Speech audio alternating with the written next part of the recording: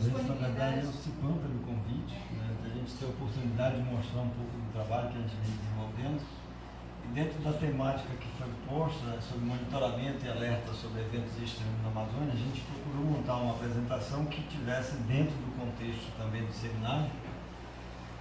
Então, e a gente tem essa incumbência, depois de uma grande mesa aqui, de tentar mostrar de que ainda há vida lá fora, né?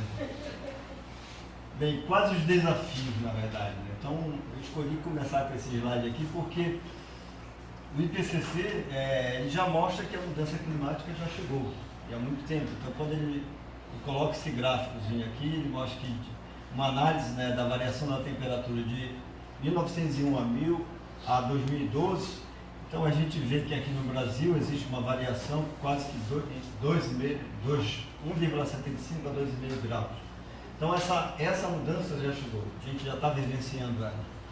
E uma prova disso são os números de desastres, né? Os desastres naturais no Brasil. Na maioria deles estão associados justamente a fenômenos meteorológicos e também a climáticos, como inundação, escorregamentos, estiagem, tempestades, incêndios. Então essa lista de eventos aqui, ela vem crescendo ao longo dos anos, tá? Principalmente a questão de inundação, tempestades. Então, a cada ano que passa, esses números aumentam cada vez mais. Então, isso reforça aquela teoria de que a mudança já chegou. Bem, por que os eventos meteorológicos e climáticos eles são estratégicos para o Cipan? Bem, só um parênteses, o Cipan, na verdade, é o Centro Gestor e Operacional do Sistema de Proteção da Amazônia. Nós temos 3 centros regionais, um em Belém, um em Manaus e outro em Porto Velho. E esses 3 centros, cada um tem sua área territorial. Nós estamos com Pará, Amapá, Maranhão e Tocantins. Então, a incumbência nossa é trabalhar para a Amazônia Legal. Bem, por que esse tema é estratégico, então, para o Cipan, né? E aí a gente vai pegar a magnitude desses impactos, falar um pouco sobre eles, né? Cheias na região norte de 2004 e 2015. 4 estados da região Acre, Amazonas, Pará e Rondônia foram afetados. 62 municípios decretaram situação de emergência ou estado de calamidade pública. 150 mil pessoas foram afetadas. Mais de 14.500 casas foram danificadas ou destruídas. Em 2015, o município de Rio Branco enfrentou a pior cheia dos últimos 130 anos, com o nível chegando a 18 metros. Então, só para que a gente possa entender, quando a gente estiver falando de inundação, sobre esses eventos, né, o impacto deles são impactos bastante significativos. Bem, quando a gente vai analisar do ponto de vista econômico, o que isso impacta, né, a gente só vai ter dados na região norte a partir de 2013 e a gente vê que os valores são bastante assombrosos, né? Então, 1.476.000 em 2013, 1.240.000, 1.893.000 em 2015. Então, são valores bastante significativos que a gente necessitaria repensar todo esse processo no sentido de evitar ou talvez de minimizar esses impactos para que esses valores não se perdessem em recuperação. Bem, e aí, só para ter uma ideia, só para a gente dar uma amostra da magnitude, Porto Velho 2011, Boa Vista 2011, Porto Velho 2014, Manaus 2012 e Rio Branco em 2012. Todos eles tiveram problema de inundações e foram inundações uma das maiores de todos os tempos. Bem, além disso, a gente quando trata dentro do Cipan essa questão de eventos meteorológicos e climáticos, a gente trata em 2 modos bastante diferentes. Um relacionado com as grandes bacias, que são a questão das enchentes dos rios e as inundações causadas por essas enchentes, que é o transbordamento da calha do rio, e a parte de alagamentos e inundações, que estão relacionadas mais com a questão urbana. E essa questão urbana, essa questão de alagamento e inundações urbanas, estão muito relacionadas à questão das tempestades, né, que é muito comum na nossa região, na região amazônica de um modo geral. Isso aqui é só uma amostra, né, de 2016, alagamentos e inundações, Ver o Peso. Isso aqui é lá no Marco, esse daqui eu não sei onde é que é, mas só para a gente ter uma ideia da magnitude que um evento de uma chuva tão forte pode causar para Belém. Bem, e a premissa para essa questão é justamente, em muitos casos, os danos e prejuízos causados por desastres poderiam ser minimizados, desde que você tivesse um processo, se você tivesse um mecanismo que pudesse avisar essas pessoas, pelo menos para salvaguardar seus bens de um evento desse tipo. E quando a gente fala em eventos urbanos, alagamentos e inundações, são eventos que ocorrem geralmente em curto espaço de tempo, ou seja, uma chuva que se forma e aí ela cai, é coisa de meia hora, 30 minutos, 1 hora, e você tem um problema que é um caos em Belém. Então, se essas pessoas pudessem ter acesso à informação de que esse evento vai acontecer com a antecedência mínima necessária, elas poderiam pelo menos se precaver. Quantas vezes a gente já não viu nas ruas aí, onde tem esses prédios comerciais, que você deixa o seu carro lá, vai no médico, no prédio, quando você volta, cai uma chuva, o seu carro está molhando. Então, essa situação é que a gente tenta justamente minimizar dentro desse processo. Então, por que as cidades estão em risco de desastre? Crescimento populacional e densidade urbana cada vez maior. Em 2010, 84% da população do Brasil estava dentro das áreas urbanas. E a previsão é que em 2050, 90% da população brasileira ela vai estar concentrada em áreas urbanas. Bem, gestão inadequada de recursos hídricos e de sistema de drenagem, que pode causar inundações. O que a gente vê em Belém hoje em dia é alagamentos que, na verdade, são consequência de uma série de fatores aí, problema do lixo, problema de deficiência de drenagem pluvial, que foi concebida, grande parte dela lá na década de 50, de 60, de 70, então foi dimensionada para uma condição que hoje já não existe mais. Nós tínhamos naquela época uma densidade populacional menor, um número de casas bem menores. Hoje a gente tem uma exclusão demográfica significativa, então, e nada se fez ao longo desse tempo, pouco se fez, melhor dizendo. E as mudanças climáticas, elas se tornarão mais frequentes, elas tornarão mais frequentes alguns riscos naturais, sobretudo os fenômenos esses relacionados aos fenômenos climáticos extremos, e provocarão impactos novos e cada vez maiores. O que se quer dizer aqui, impactos novos? É que toda vez que você tem um evento que aconteceu, você tem uma vulnerabilidade. Quando você está tentando se recuperar daquele evento, vem novamente um outro evento. Então a sua vulnerabilidade diminui. Então cada vez que você tem um evento que acontece numa sequência cada vez menor, a vulnerabilidade dessas pessoas vai sendo cada vez maior. Bem, cidade resiliente.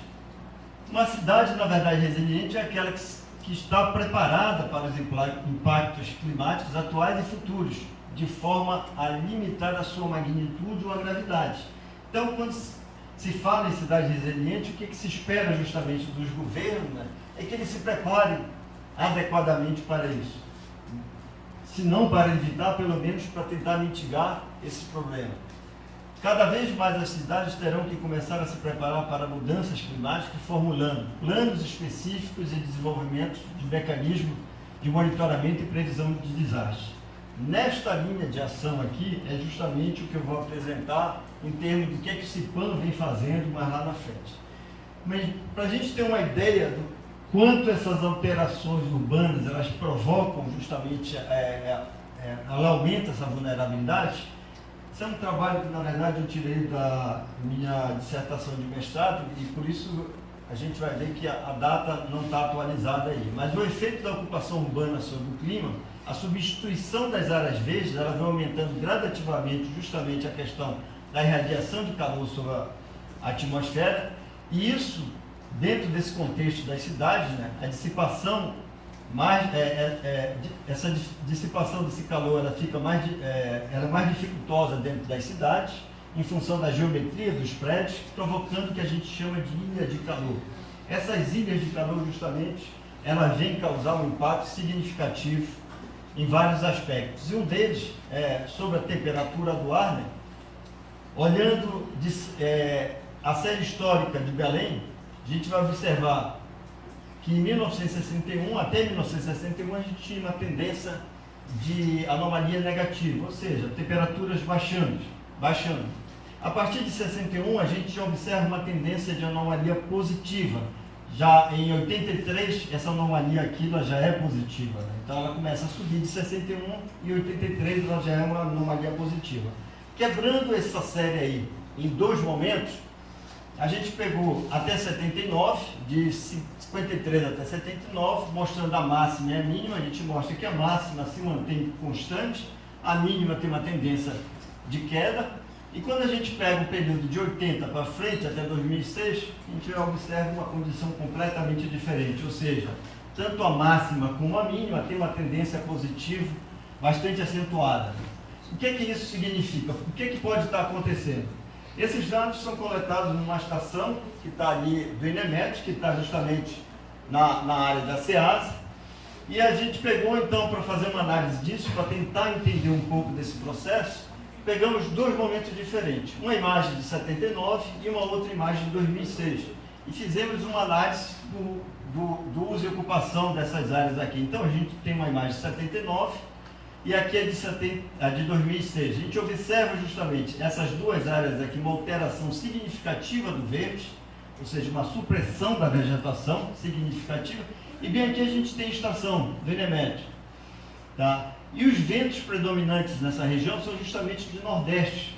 Então significa que todo o calor que essa área urbanizada se formou aqui, a tendência dela é justamente que os ventos tragam ela para cima da estação. Então esse aumento que está sendo registrado pela estação do INEMET pode ser consequência justamente dessa questão da ocupação. Então, nesse período aqui, em 79 nós tínhamos 8,32% de solo, uso do solo, em 2016 já era 14,89%.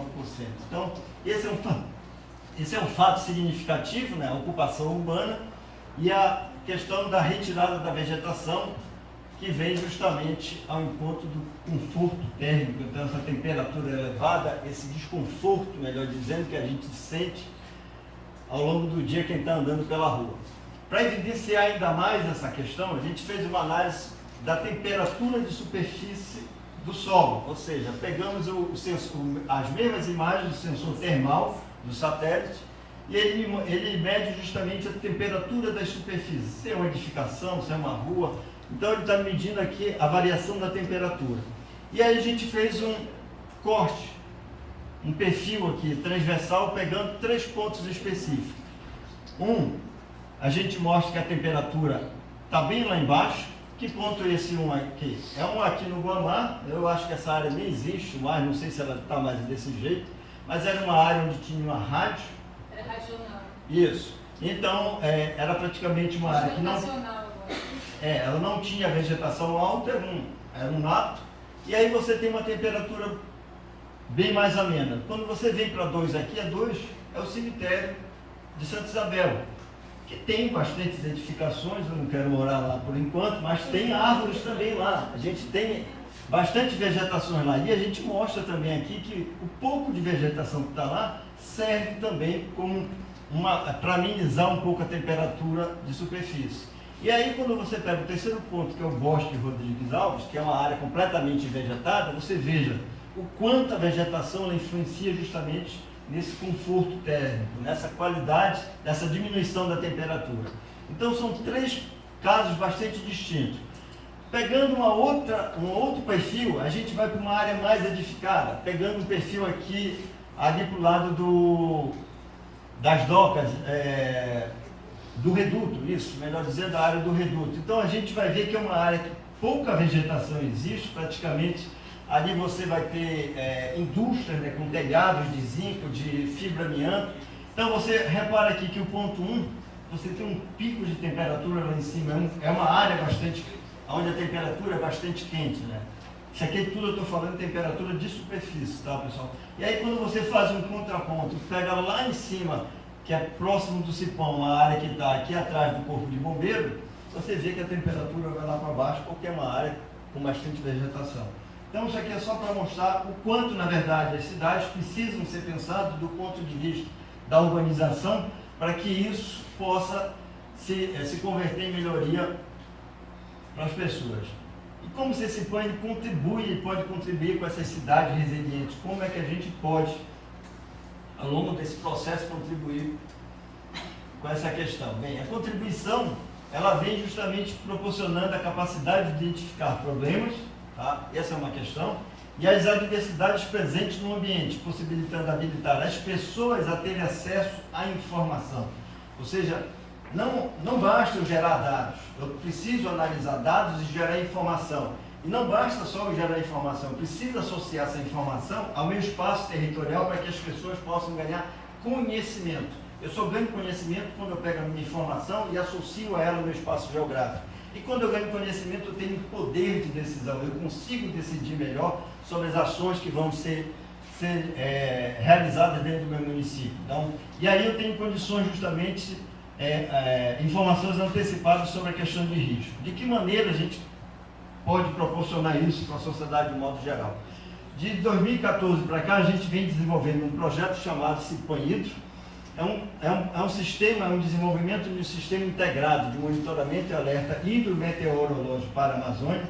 Então, eu chamo a atenção para a palavra integrada, porque significa que trabalhar com dados de várias instituições, não necessariamente gerar dados, mas aproveitar o que já existe.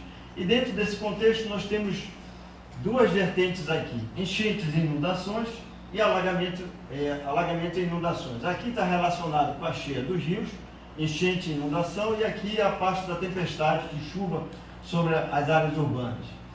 Então, o objetivo do projeto é justamente gerar informação, conhecimento, visando monitorar e prognosticar os riscos de natureza hidrometeorológica para subsidiar ações de preventivas e mitigadoras para esse contexto.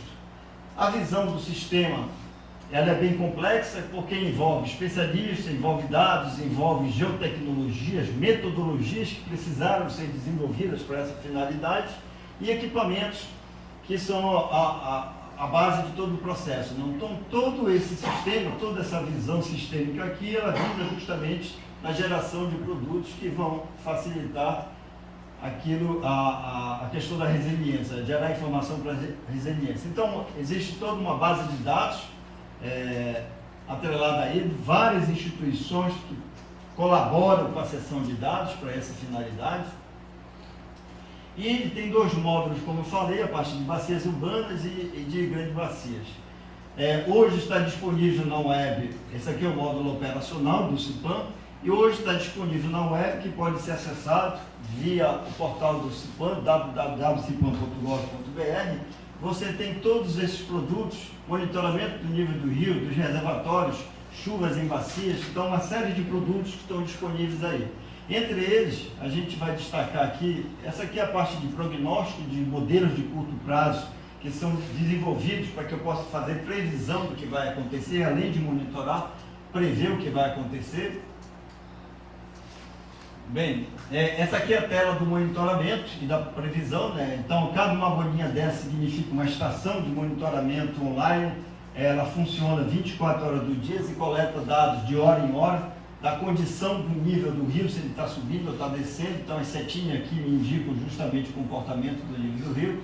E clicando em cada uma dessas setas, vocês podem acessar depois, vocês vão ter gráficos que vão mostrar justamente o comportamento do nível do rio, fazer um comparativo com as máximas, mínimas e médias.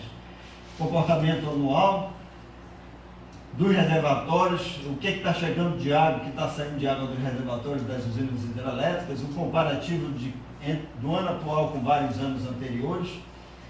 Aqui se faz uma análise, o sistema ele calcula a chuva, na verdade, o comportamento da chuva diária, a média dessa chuva diária por subbacias, e esses elementos aqui permitem que o analista possa validar um pouco o modelo que está sendo gerado. Esse aqui são os modelos de previsões que são feitos, no caso, esse aqui é o de óbito para 10 dias de antecedência, então o modelo é feito para que eu possa saber como é que o rio vai se comportar para os próximos 10 dias e é gerado um boletim de forma automatizada. Tem os boletins de longo prazo que faz uma estimativa de como vai ser a máxima ou a mínima do rio para os próximos 4 ou 6 meses. Então, isso aqui é muito utilizado pela Defesa Civil para fazer o planejamento orçamentário para a cheia do próximo ano. Os boletins que são gerados nessa finalidade. E a gente quis dar um passo além de dizer como é que está o comportamento do rio, se ele vai subir, se ele vai descer, a gente quis dimensionar, gerar um produto que pudesse dimensionar o desastre. Foi falado, acho que pelo Cláudio aqui, seria tão interessante que tivesse um produto que eu pudesse estimar o custo, né, desse desastre. É justamente nessa linha de que a gente está caminhando. Hoje de manhã teve um palestrante, que é o Tenente Coronel Oair, em que ele está fazendo mestrado profissional, e eu estou orientando ele um produto que ele está gerando, a gente vai integrar justamente dentro do sistema. E para essa finalidade nós desenvolvemos metodologia que gera o modelo digital do terreno, ou seja, eu tenho a forma como o modelo, o terreno se comporta na realidade. A partir desses dados, eles foram integrados dentro do sistema e permite que a partir de simulações ou da leitura do nível dos rios diários eu consiga saber o que vai acontecer, quais são as casas e as ruas que vão ser inundadas. Isso aqui é uma simulação que foi feita para uma inundação que ocorreu em 2012. O modelo respondeu perfeitamente àquela situação lá. E esse aqui é o sistema funcionando. Se vocês entrarem na internet, vocês vão encontrar. Tem Marabá, Santarém, Óbidos, Manaus e, aliás, Porto Velho. Tira Manaus já não entrou. E o que é que ele faz? Ele, a partir do monitoramento de uma estação que está lá em Marabá, ele vai checando se aquele nível do rio, qual é a compatibilidade dele com a do terreno. A partir do momento que ele atinge uma cota em que é maior do que a do terreno, ele vai no banco ver quais são as casas e as ruas que estão naquela cota abaixo daquele nível e permite que eu visualize a extensão do desastre. Isso aqui é uma cota de 12,50 metros, esse ano deu 12 metros em Marabá, foi algo semelhante a isso aqui que aconteceu lá em Marabá. A gente esteve lá no mês de março. E a questão das bacias urbanas, finalizando, a parte das bacias urbanas, a premissa aqui é justamente monitorar a formação de nuvens e as tempestades. Então, o que eu tenho aqui é um radar meteorológico que, a partir de onde ele está localizado, ele consegue fazer um rastreamento de 240 km de distância, 360 graus, 17 elevações. Ele mapeia justamente as formações de tempestade e rastreia ela. Ele identifica onde ela está e vai me dizendo para onde é que ela vai, que horas ela vai chegar lá e se ela vai aumentar ou diminuir de intensidade. A partir desse elemento, essa aqui é a tela que vocês têm disponível na internet para visualizar. A partir desse momento, esse aqui é um outro produto também que é integrado, ou seja, eu consigo disponibilizar hoje para o usuário quais são os bairros que vão ocorrer a chuva, que horas essa chuva vai ocorrer e qual a intensidade que a chuva vai acontecer. Então, quem quiser sair, se deslocar para algum bairro, pode acessar o site, que isso aqui está funcionando de forma online. Então, a cada 12 minutos ele faz uma atualização desses dados. Aqui a parte do mapeamento de alagamento, onde é possível justamente a partir do modelo digital do terreno, você identificar pontos de convergência por conta da topografia, e a partir desses pontos de convergência, através de algoritmo, você tem um fluxo de escoamento superficial, e aí você consegue fazer um mapeamento justamente dos pontos de alagamento. Então aqui são alguns exemplos em que a gente fez o mapeamento e chegou em campo. Além disso, há a possibilidade também de você trabalhar em um plano 3D, uma perspectiva 3D, fazendo simulações. E a partir das simulações você consegue justamente identificar esse procedimento. Só voltando, só um instantinho aqui. Aqui a integração, na verdade, dos dados, né?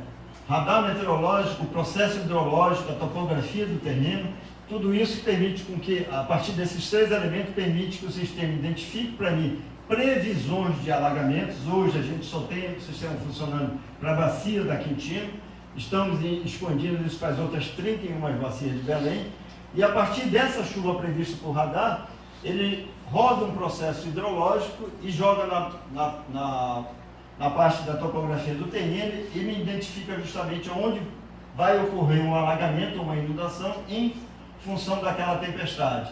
Essa aqui é a interface que o usuário tem. Diferentemente daquela que eu mostrei anteriormente, ele me mostra aqui os segmentos de ruas que vão sofrer o processo de alagamento ou inundação decorrente daquela chuva prevista. Bem, eu extrapolei, acho que 1 minuto, mas foi pouco. A gente já está aqui.